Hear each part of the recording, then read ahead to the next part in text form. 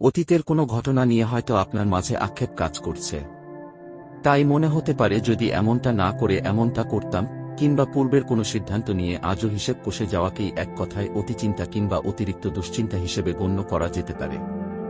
মানুষের জীবনে নিত্যসঙ্গী এটি। সবসময় এসব থেকে মহান আল্লাহর কাছে আশ্রয় চাওয়া মুমিনের কর্তব্য।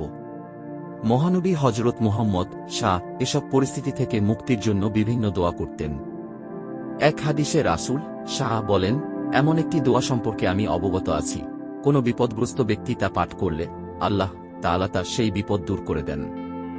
সেটি হচ্ছে আমার ভাই ইউনুস এর দোয়াটি হল উচ্চারণ, লা ইলাহা ইল্লা আনতা সুবহানাকা ইন্নী কুনতু মিনাজ জালিমিন।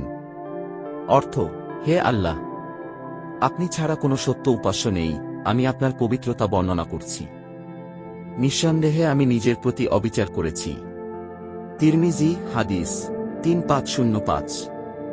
আল কোরআনের আল আম্বিয়ায় আয়াত ৮৭ এই আয়াতের উল্লেখ আছে।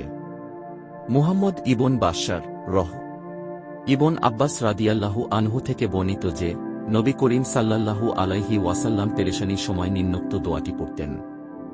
উচ্চারণ, আল্লাহুম্মা ইন্নী আউযুবিকা মিনাল হাম্মি ওয়াল হুজনি, ওয়া আউযুবিকা মিনাল আজজি ওয়াল কাসালি, ওয়া আউযুবিকা মিনাল বুকলি ওয়াল জুবনি, ওয়া আউযুবিকা মিন গালাবাতিদ দাইনি ওয়া কাহরির রিজাল।